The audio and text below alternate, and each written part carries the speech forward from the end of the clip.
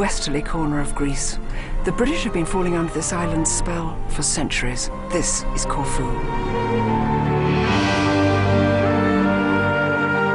In this episode, I'm going to be travelling across the northernmost regions of Greece, an area where, more than anywhere else in the country, has remained vastly influenced by the world around it. It sits at a crossroads. Over there, across the sea, is Western Europe. Behind me over here, the mountains of Albania and Eastern Europe rising up out of the ocean. And over there, right out of sight, far away in the distance, where I'm going, is Greece's border with the East and the rest of the continent of Asia. It's a frontier land where foreign invasion and occupation have left a fascinating legacy.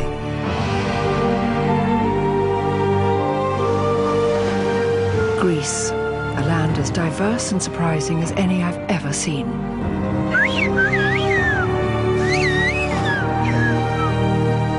I've already visited the world of the ancient Greeks, where Western civilization began, and places off the tourist trail, where myths and traditions still persist. Can you imagine that this is the way you get your food, which is just by hunting on these hillsides? In this series, I hope to understand more of the Greece of today by exploring places and meeting people influenced by this great nation's rich and turbulent past. Τους εκτέλεσαν, κανένας δεν γλίτωσε.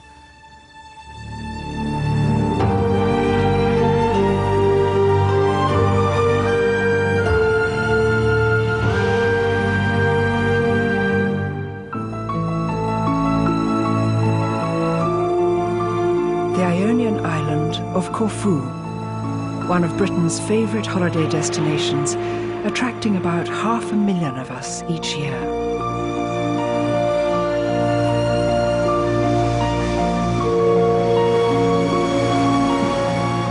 But I'm here to discover where our love for this island began, starting my odyssey on Corfu's tranquil northeast coast. Because of Corfu's strategic position in the Mediterranean, she's been fought over and occupied by all sorts of people throughout the ages, by the Romans, by the Russians, by the Turks, even by the British for a short time. And she became the most desirable island in the world to have, to hold, to live in, to own, to run, because of her position on the trade routes. Corfu has been occupied more than 10 times. The British were the last of this island's rulers more than a century ago. But the more I explore this coast, the more it feels like they never left. The Brits fell in love with this. This part of Corfu is actually called Kensington-on-Sea because so many great and grand and fabulous people have made their homes here. This little house on the waterfront was where the Durrell family lived. They came to Corfu, and it's where Gerald Durrell fell in love with the creepy crawlies, the insects, the birds, the lizards, the mice, the snakes. Prince Charles, the Duchess of Cornwall, and David Cameron have all holidayed in these mansions, and as many as 1 in 10 residents are British. The houses here are terribly expensive. One went only 2 days ago for 15 million euros. I have a special invitation to visit one of Corfu's most distinguished residents. How lovely, that's the Count and Countess Flamboriani, the little private beach. Count Flamboriani can trace his lineage back to the start of the island's Venetian rule from the 14th century. Before the British occupation, his ancestors helped control this land for 400 years. That's their fabulous house. Today, he divides his time between London and the island. Let me help you and welcome you to this lovely little beach. Pity you didn't come earlier. You would be able to swim with our dolphins. Oh, no, there were dolphins? Yes, yeah. This is Millie, my wife. Yeah, my suffering wife. And how long have you lived here? Well, we have built the villa 12 years ago. Yes. In London, you don't live in Kensington, do you? Yes, we do. Perfect. So this is from you that we call it Kensington-on-Sea here. Although the Count is of Italian descent, It's the influence of the 50-year British occupation on the island that has made him one of Corfu's staunchest Anglophiles. Well, let's go and have a ginger beer. What do you think? A ginger beer? Is that very Greek? It's been left over by the British when Corfu was under the British protectorate, and they're producing it since. I find this quite extraordinary. Thank you. It's got even Greek writing on it. The lemon, the ginger, and the ginger beer. And the fizz of the ginger beer as it opens. I used to make ginger beer when I was young, and the bottles always exploded. Anyway, to your good health. To your good health. And as they say, yasu. Yasu. Yasu. Yasu.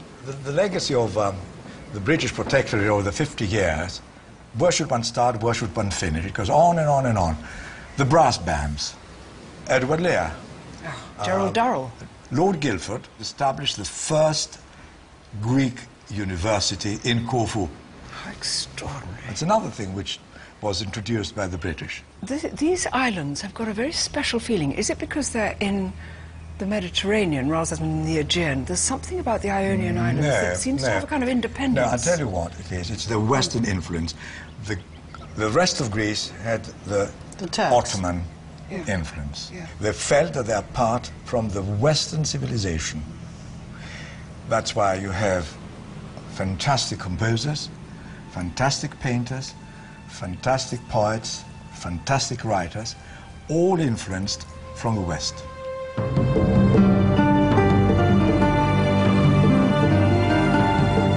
The Count suggests I go to Corfu town, which is dominated by the towering 15th century Venetian fortress, one of the reasons Corfu was never occupied by the Ottoman Empire.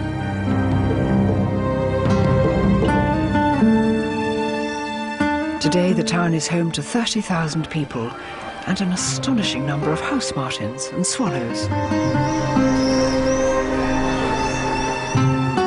Its beautiful architecture and narrow streets have left the centre of the town unspoilt.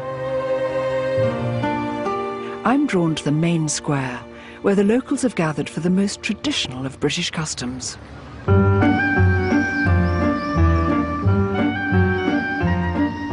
This is an odd scene. We're in the middle of Corfu town. We've got the British Palace over there. And this is the cricket ground, and there's the cricket pitch, but we're practically on it now. It's a sylvan scene. It could be, well, it could be England, but it's Corfu. Cricket is one of Corfu's favourite sports.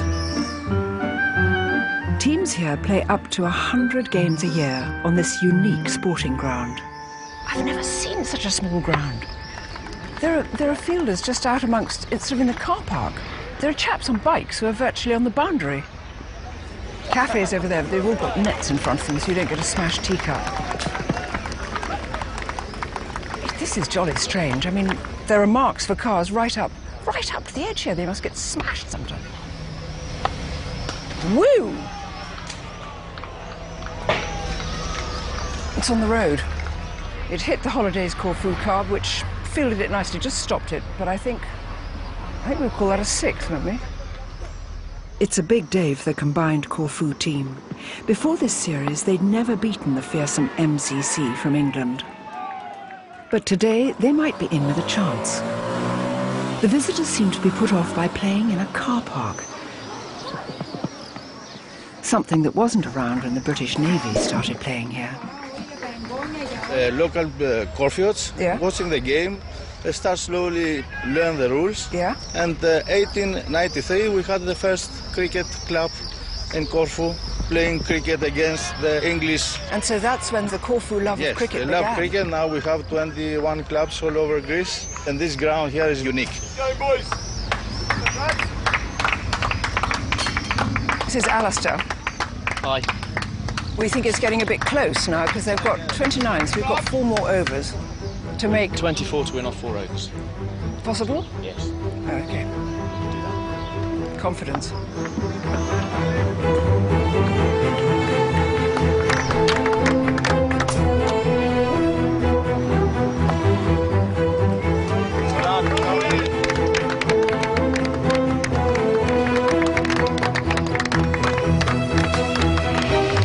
They've got to get 2 runs off 3 balls. And mean, this is really taking it to the wire, you know. Unfortunately, it wasn't the Corfu team's day. We did our best. Has your team ever played the MCC in England? No. Would you like to do that? Of course, it's a dream for every player here to play in England. That's a dream. Does your family play cricket? Yeah. My dad played for national team. Did he? My grandfather too. And now I am playing for the national team, all family. And I love it. Maybe Corfians are proud of their adopted British pastimes because it makes them feel different from the rest of Greece. And they worship their own special saint as well, St. Spiridon. He's thought to have performed miracles, saving the islanders from a plague and driving off invaders in the 18th century. Curiously enough, one of their festivals celebrating their saint resulted in the whole island taking up another British tradition. Lovely cacophony of sound. I can hear a band tuning up. I think I've come to the right place, chaps in uniforms. Follow this one in.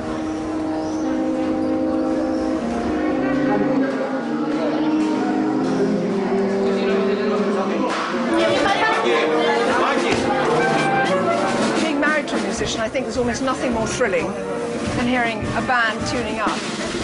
Once you get the drums going, you can't hear much else. Bizarrely, Queen Victoria is responsible for this adopted passion. She refused to allow her navy to play at a St. Spiridon festival, so the locals formed their own marching bands. Tell me, I'm meeting Spiros, the president, and Spiros, the band leader. St. Spiridon is the local saint. Ah, he's the patron saint of the island. That's why the majority of all Corfians are Spiros, are called Spiros.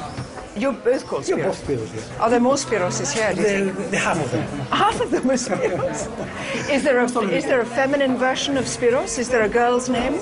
Spiridula. Spiridula. Yeah. Feminine. Yeah. There's a lovely slight smell of brasso coming out of this cupboard. Everything polished, looking so shiny. How exciting, an entire cupboard filled with these ancient-looking helmets. Tell me, how old are these helmets? Some of them are more than 100 years. Are they really? Yeah. And how many bands are there? Is this the only one? No. In Corfu there are 20 bands. 20 bands. 2,500 musicians. Unbelievable. In 120,000 people, inhabitants. That's quite extraordinary, isn't it? It's an extra tradition. It's something unbelievable. And is this band a special one? Is it old? This one is the oldest one. The oldest? From 1840. How fantastic. Yeah.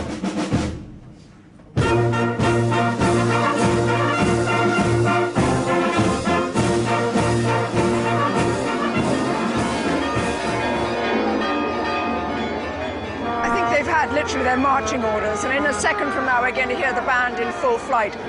I think I better move or pick up an instrument, one or the other. I think I'll move.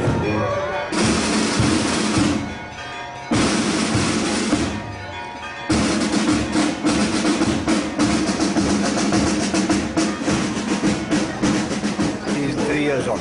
He's 3 years old. Do you think he would join one of the marching bands? For sure. For sure, yes. All Corfians. All Corfians.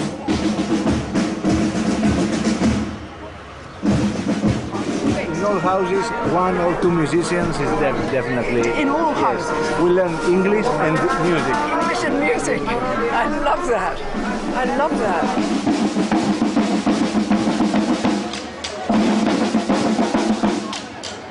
It's wonderful. This is just an extraordinary community. There are people here who are aged between 8 and much, much older than that. They've all grouped together in this extraordinary thing of music which pulses through all the Greeks.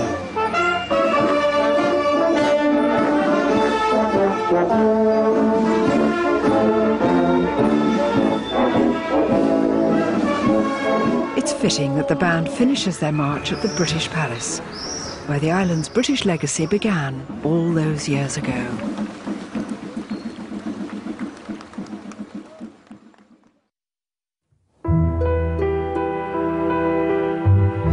A ferry is taking me across the narrow strip of water to the mainland of Greece to explore this country's northern borders. I shall travel across a land shaped by generations of invading foreign empires to its far eastern corner.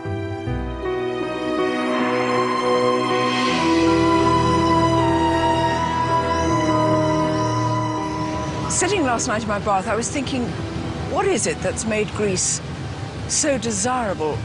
Everybody seems to have wanted to come here, everybody seems to have settled here, left their footprints here, and it is literally because of her strategic position.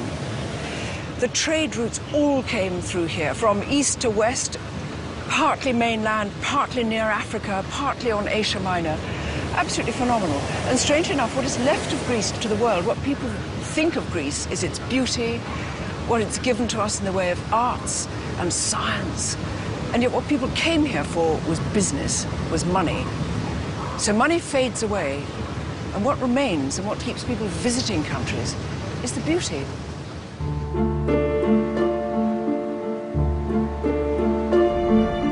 Unlike Corfu, mainland Greece was controlled between the 15th and 19th centuries by the mighty Ottomans from Turkey. But one famous British romantic poet helped end their rule. This is Zitsa, a remote hilltop village in northwest Greece.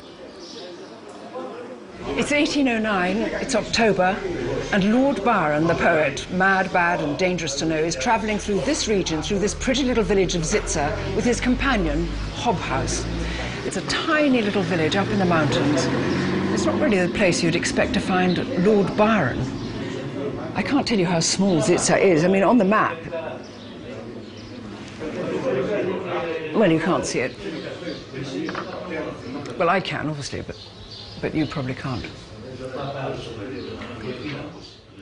Byron was one of our greatest poets, and he was also an influential political activist. This was his first trip to Greece, and his experiences here ultimately inspired him to take up arms with the Greeks to fight for their independence from the Ottoman Empire. Marquis Logiotatidis is a local mountain guide and Byron enthusiast. It's lovely to be here. This is my Byron moment. Okay. He was popular in Greece, wasn't he? He's popular. The Greeks are quite proud that he was helping during the revolution against the Ottoman Empire. Yes. Also in a diplomatic level. I understand that the name Byron has been popular sometimes for boys, is that right? Yes, many people are called Vironas in Greek. The Greek name is Vironas. And where are we? Where's this street? This is the main square of Zitsa, and this street is named also after Lord Byron. You see Lordou Vironos. Lordou Vironos. How excellent. It's his street. We're going to go on horses? We're going to go on horses. The horses wait for us up, a little bit further up. Should we go and get them? Yeah, why not? Very good.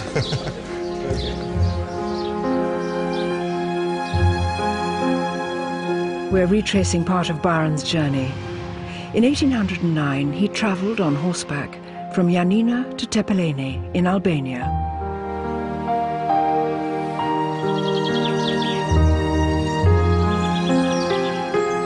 Our destination is an old monastery where he spent the night. So this is the actual route that Byron took? Yes, we are exactly at the same road that Byron was taking to go to the monastery when he came here. And he was travelling to Albania? He was traveling to Albania to meet Ali Pasha, which was the ruler of the whole area here, of the Western Greece. He was a bit of a bad hat, wasn't he? He was. He did many nasty things. He even drowned his harem in the lake in Ioannina. How? Put them in a bag and in the water. He put them in a bag? Yes. And what, sewed up the neck or something? Oh, how? Yeah, with stones. Tough old days, weren't they? On the way, Byron worked on his semi-autobiographical poem, Childe Harold's Pilgrimage. His head was full of poetry, full of poetry. I brought a poem along with me, in actual fact, which was about Zitsa. Okay. Let me see if I can read it. Here we are, and this is what he said. Mount monastic Zitsa, from thy shady brow, thou small but favoured spot of holy ground, where'er we gaze, around, above, below, what rainbow tints, what magic charms are found. Rock, river, forest, mountain, all abound, and bluest skies that harmonize the whole. Beneath, the distant torrent's rushing sound tells where the volumed cataract doth roll between those hanging rocks that shock yet please the soul. During his walk, yeah, he found all those places that you say. It's an amazing part of Greece here. It's all mountains and pure nature. Oh, the monastery, we're here. So this is where Lord Byron slept. And here is also a sign that says when he was here. Oh, how wonderful. 12th and 13th of October, 1809. Back then, this was a sanctuary from bandits and thieves.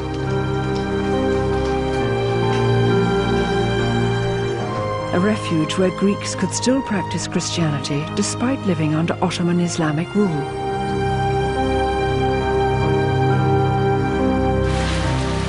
Unlike Byron, we made it to the monastery in time. Violent storms are common in these parts.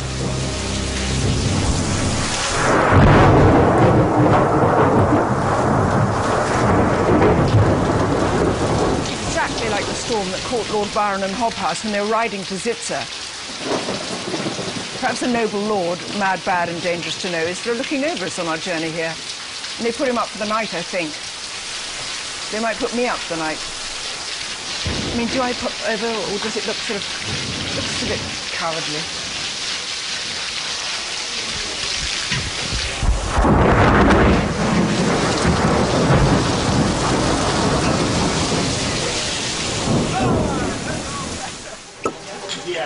Byron was impressed with the monastery wines here, saying that they were some of the best in Europe.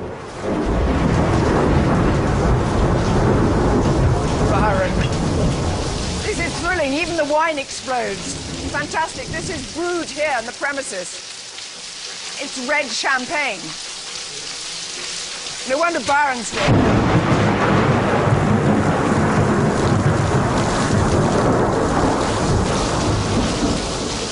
I just say the name Byron and it goes mad.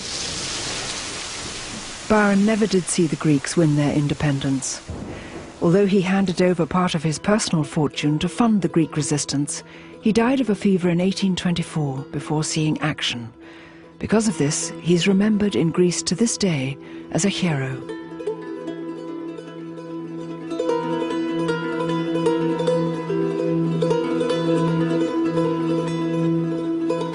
The further east I go along Greece's northern borders, the more I leave the Western influences behind. Greece was part of the vast Turkish Ottoman Empire between the 15th and 19th centuries. And in the small rural town of Negrita, there is a unique remnant of this empire's legacy. Thanks, Vangelis. Γεια σας. Joanna, καλώς ορίσατε στην Νιγρίτα. Γεια σας. Που κάνουμε την παραδοσιακή πάλι. Με κισπέκια και με λάδια και ίσως να είναι και η μοναδική αυτή τη στιγμή στην Ελλάδα που κάνουμε αυτή την πάλι. Λοιπόν, να προχωρήσουμε. We're going over to the church. We're having a blessing before an oil wrestling event. Although it's the national sport of Turkey, this is one of the few places in Greece where they hold tournaments. And the whole community worships their fighters like stars. It's a long way from cricket and brass bands.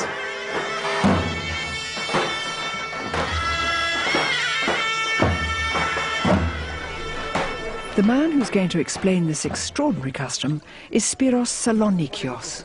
Έλα, Joanna. Spiro, tell me, so oil? Ναι, λάδι. Είμαι το λάδι το παραδοσιακό που χρησιμοποιούμε. Θα κάνω και λίγο πίσω να μην σε λερώσω. Stand back because it's kind of flicking all over the place. Το λάδι έχει χρησιμοποιηθεί από πολύ παλιά. Είναι από την αρχαία Ελλάδα. And the trousers, they look very complicated, very intricate. Το παντελόνι είναι πετσίδι, είναι δερμάτια. Να τα λέμε και σπέτια. Είναι τουρκική ορολογία αυτή. Το πετσί το έφεραν οι Τούρκοι αργότερα. Και είναι των δύο χωρών μίξη. The preparation is messy, as every inch of the body must be oiled up to make the wrestlers as slippery as possible. Under Ottoman rule, wrestling was one of the few sports locals were allowed to participate in.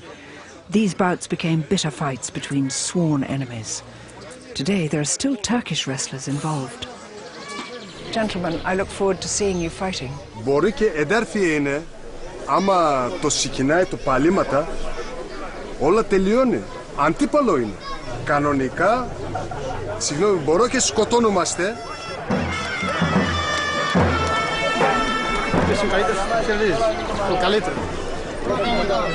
Shall I go and sit? Yeah. Just don't want to get sort of tied up in this, somehow be mistaken for an oily wrestler. It could happen. Just going to take a bit of a wide skirting round it. Yes.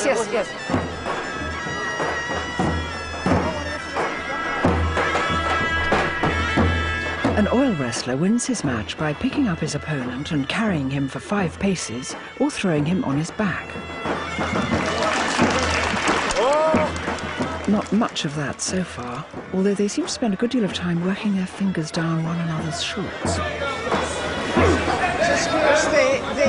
He puts his hand right inside the trousers,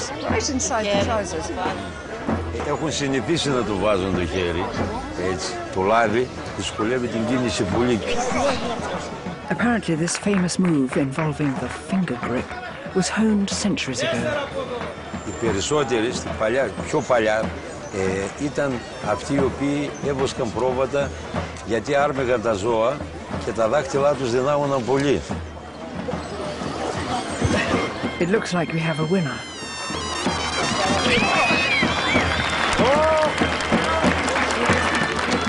The Turkish wrestler has defeated all his opponents.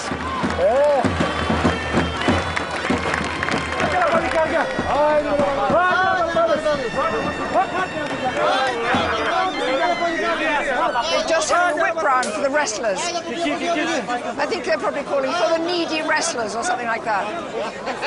Show your gratitude, that's what I'm saying.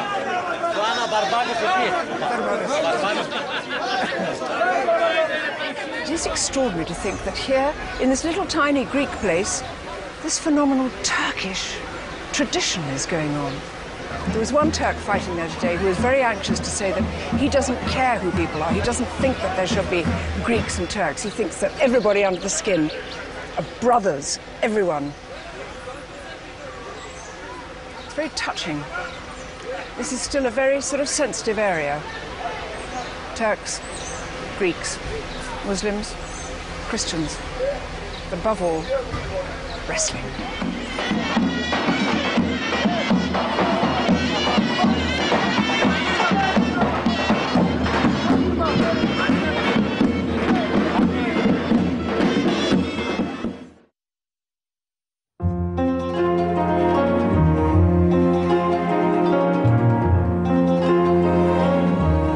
Nearly 2,000 years ago, in the northeast region of Greece, something happened that was to have a profound influence on European history. Only 20 years after the death of Christ, the Apostle St. Paul travelled to Philippi to preach the gospel for the very first time on European shores. He tried to preach Christianity to the people here who'd never heard of it. One woman was very receptive to the things he was saying, and her name was Lydia, and he baptized her here in this river. She was not only the first woman to be baptized in Europe, she was the first European to be baptized. And now, in her honor, they've built a baptistry, a little church here which is only for baptisms.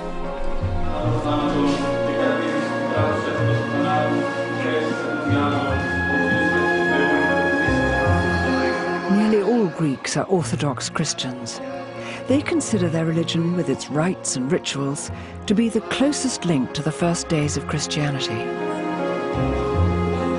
Before it's immersed in the water, 3 times for the baptism, there's oil put over it.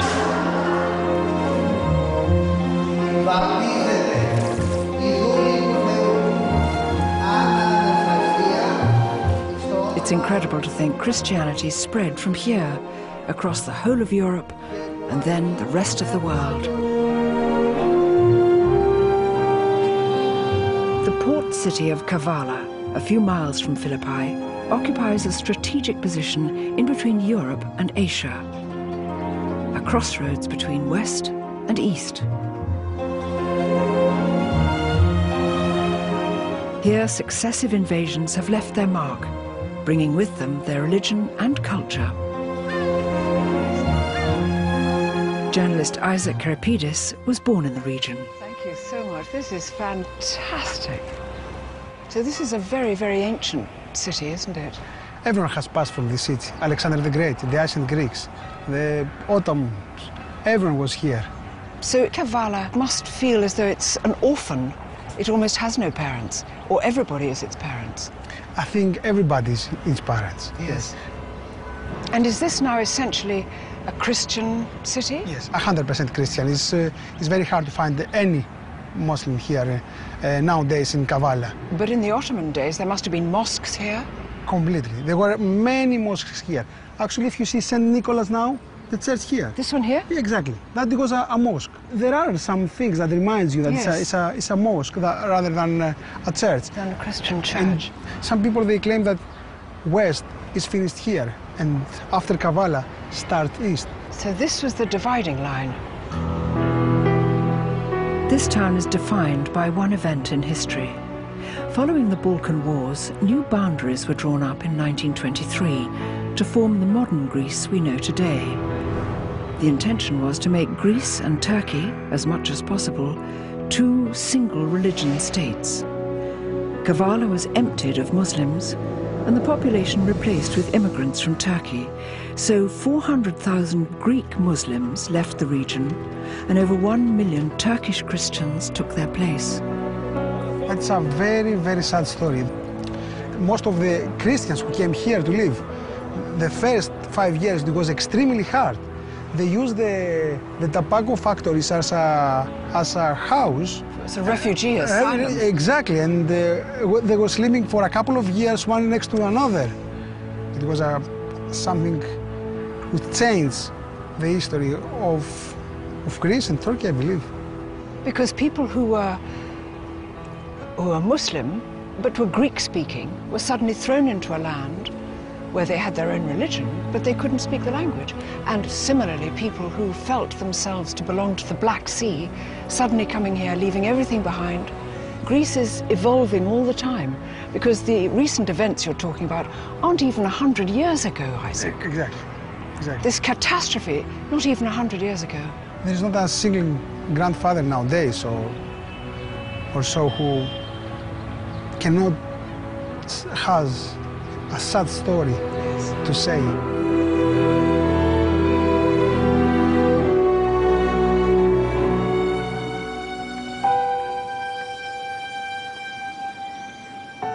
There's an old man called Minas Zachariadis who's a survivor of the exchange. He's in his late 90s now, but he was 6 years old when he came here with his mother from Samsun on the Black Sea in Turkey. Families on both sides suffered terribly during that period, leaving them with agonizing memories. Joanna, Kyrie, you have things here on the sideboard. Are these your family's things? Ναι, βέβαια. Ό,τι είναι εδώ είναι της οικογένειας μου, από τη Σαμσούντα. Αυτό είναι τα μπακέρα. Δεν άφηναν οι Τούρκοι να πάρεις ό,τι θέλεις. Ελάχιστα πράγματα, τα απαραίτητα.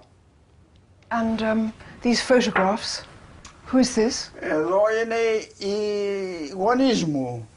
Do you remember your father like this? Βεβαίως, θυμάμαι τον πατέρα μου, ναι. Αλλά τον εκτέλεσαν οι Τούρκοι, όλη την πρώτη αποστολή που πήγαινε για εξορία, τους εκτέλεσαν. Κανένας δεν γλίτωσε. Πολλά άτομα, πάρα πολλά άτομα. Ομαδικά μόνο στη Σαμσούντα εκτελέστηκαν όλη η πρώτη παρτίδα. Ναι.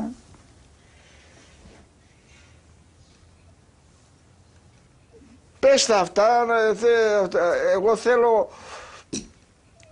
να τονιστεί αυτό το πράγμα, οι αγριώτες. I didn't know of these terrible happenings Σκεφτείτε ότι από τα 27 άτομα που είπα ότι ήρθαμε, μόνο 2 ήταν άνδρες. Διότι και αυτοί ήταν άκακοι, ήταν στα χωράφια να πούμε και γλίτωσαν, δεν τους πήρανε. Όλοι ήταν οι άλλοι γυναίκες και παιδιά. Και έτσι έμεινα μόνος εδώ, 96 χρόνια τώρα. 96 χρονών.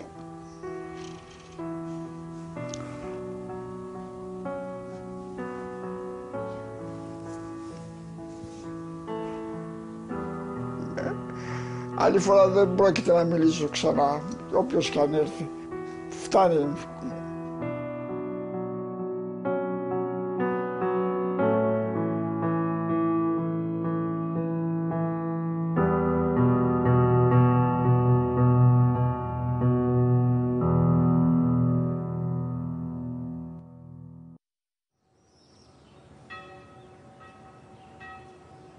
Xanthi town, in the northeast region of Thrace, is an area with its own distinct culture.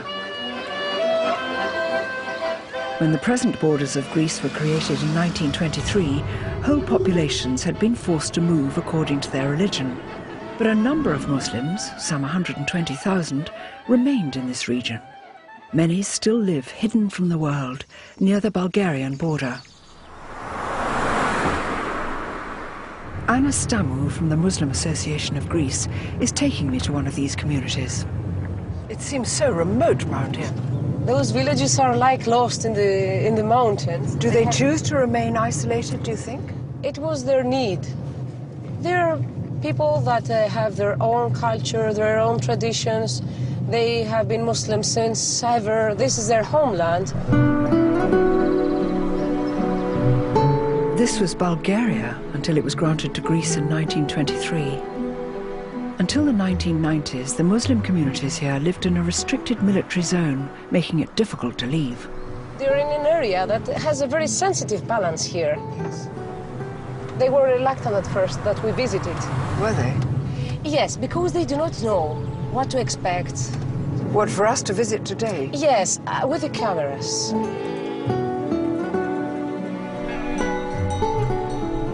It must be so hard to make a living here. It's not easy. Nothing is easy. Should we get out? We've stopped in Malivia, a village of about 1,000 inhabitants. Salam alaikum. Salam alaikum. Welcome to our village, Malivia. Thank you. It's an agricultural area where they grow tobacco, and they have a huge struggle in this area. How is the tobacco crop this year? But unfortunately, they sell the tobacco in very, very low prices. In recent years, subsidies have been cut for tobacco, reducing its value. But the villagers still rely on the cash crop as their main source of income. This is a skilled hand rolling up a nice fat one. Sometimes people roll it up amazingly thin. This looks very generous. Very nice. Not very beautifully done. Le voila. Maybe sort of push that in. The income that comes from the tobacco is not enough for a family to live. Because now if a family sells €2 per kilo the tobacco, they cannot support their lives. €2 per kilo? Yeah. Yes. They would like to show me their tobacco fields. The whole family gets involved with the planting, as huge harvests are needed to make money. I have a feeling it's the women's job to plant them and the men's job to water them, and they've gone in. So she has this really back-breaking job. So it's interesting, they're making with a dibber, they're making the hole. In it goes, the root in, they're watered in, but they're not pressed in. Is it? No. Is it really tough work, I should think. Dropping that lovely skill of doing it with almost straight legs. Oh, look, this is the beautiful tool, bent like that, so not straight on, but bent like that. And you make a little drawing like that. In like that? Yeah. Enough? Nice. This is obviously not quite how it's done. You don't have your personal servant usually handing you. Funny, I once tempted. No? No, okay. Δείξε της. Ah, not deep enough. Okay, a bit more tack to it. Δείξε της. It'll take a year for me to make enough tobacco to make one cigarette. But there will be forever in some foreign soil, little cigarette that is forever England. Although life is hard for the villagers, they're proud of their traditions and autonomy.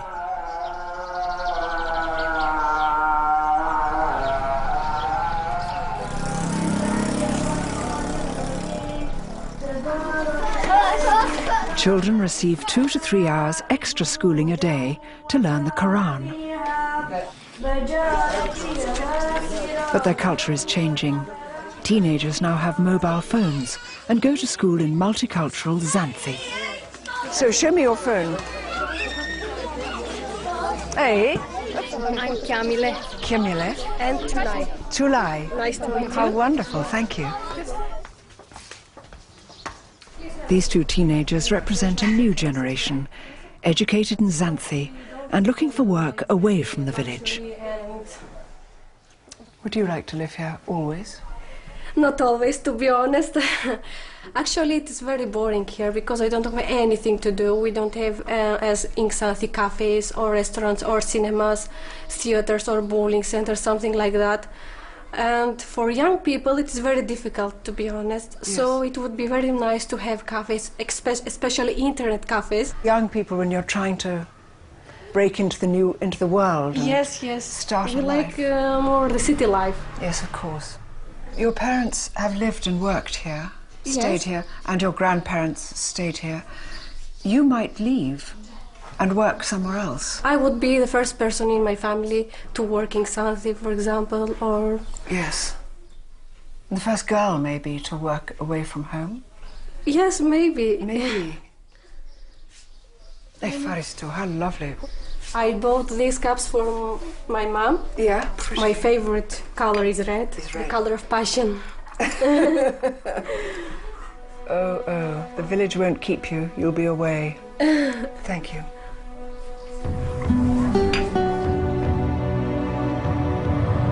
One thing I'm learning is that this is a land of constant change. Nothing stays the same. Throughout history, this far northeast corner has swapped hands and been fought over more than anywhere else I've been in Greece. Greece's present border claimed some of the land previously owned by the Ottoman Empire and Bulgaria. Now tens of thousands of troops are stationed up here to protect its frontier, and I've got permission to see them in action. It's taken us 4 months to arrange this meeting, and all military establishments are extremely sensitive, but this is more than sensitive.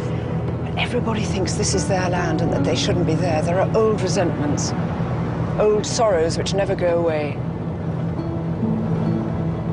So up here we've basically got Christian army facing, yet again, a Muslim army on the other side. It's all peaceful, but it's very tense. So much so that to reach the outpost right on the border, the army insists I travel in an army truck. So this is the frontier land, Colonel? Yes. In command is Colonel Manolikos. And it's correct to say, Colonel, that we must not film in this area. It's sensitive to film that way. Δεν έχουμε πάρει άδεια από τους φίλους γείτονες γι' αυτό. Δεν μπορεί κανείς να φωτογραφίζει την αυλή τους χωρίς να τους ρωτήσει. Absolutely.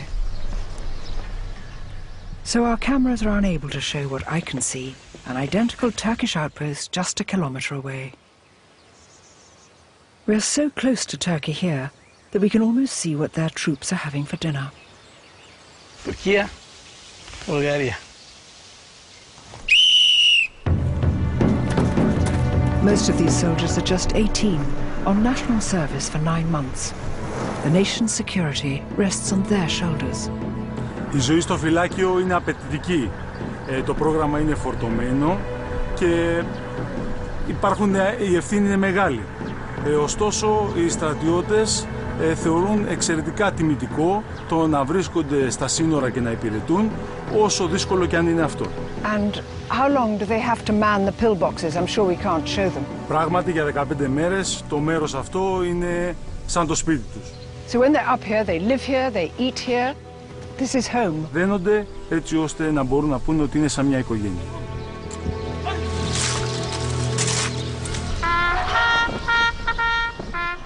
After thousands of years of changing borders, it's not surprising that tensions still exist.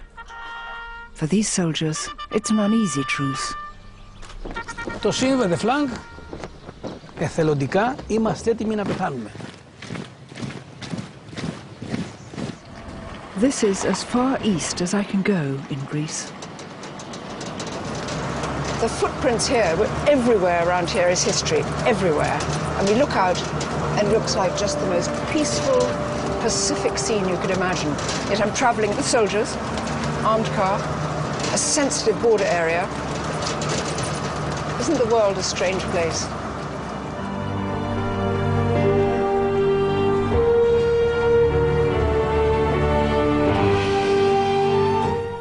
Over on ITV3 next, Johnny thinks he's in love with a rose in our courtroom-based drama series, The Jury.